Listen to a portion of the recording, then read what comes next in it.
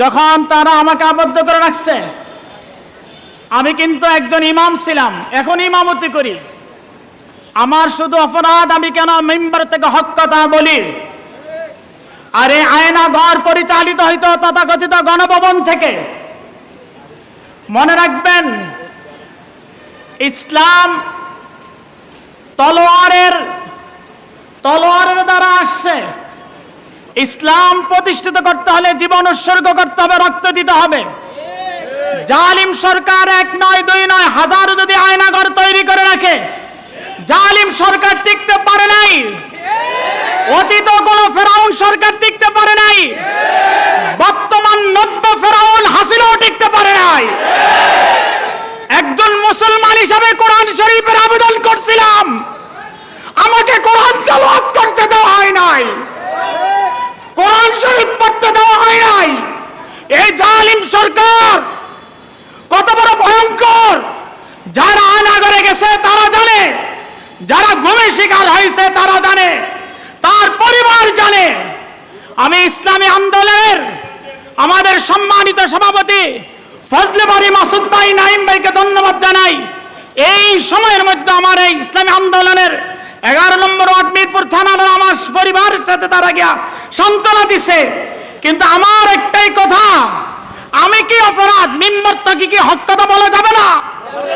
সেই মিম্বরকে পর্যন্ত তারা কণ্ঠবোধ করে রাখার জন্য চেষ্টা করছিল। কিন্তু আল্লাহর ধরা বড় ধরা, পচা কামড়ে পচা শামুকে তারা এমন কাটায় আক্রান্ত হয়েছে, শেষ পর্যন্ত দুপুরের খাবার পাকাইছে, সেই খানা খাওয়া যাইতে পারে নাই, পালাইতে বাধ্য হয়েছে। মনে রাখবেন একটাই কথা, স্বাধীনতার পর থেকে আমরা সব দেখছি, এখন আমাদের একটাই মাত্র পথ, ইসলাম ইজ দ্য বেস্ট। ইসলামের পক্ষে আমরা আসি, ইসলামের পক্ষে আমরা সমর্থন করি।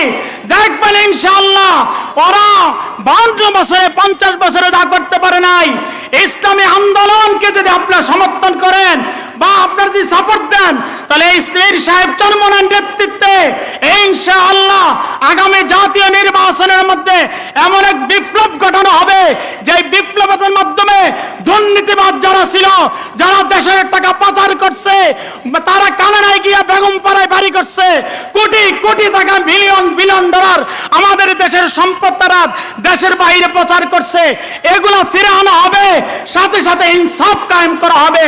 আমরা ন্যায় প্রতিষ্ঠিত করতে চাই, ইনসাফ ভিত্তিক সমাজ গঠন করতে চাই, ইনসাফ ভিত্তিক আমরা আমাদের অফিস আদালত ব্যবসা বাণিজ্য সব কিছু প্রতিষ্ঠিত করতে চাই। আল্লাহ আমাদেরকে এই দলের সাথে ইসলামী আন্দোলন পীর সাহেব চরমনার নেতৃত্বে আমাদেরকে এক হয়ে কাজ করার তৌফিক দান করুক। আমা তৌফিক ইল্লা বিল্লাহ।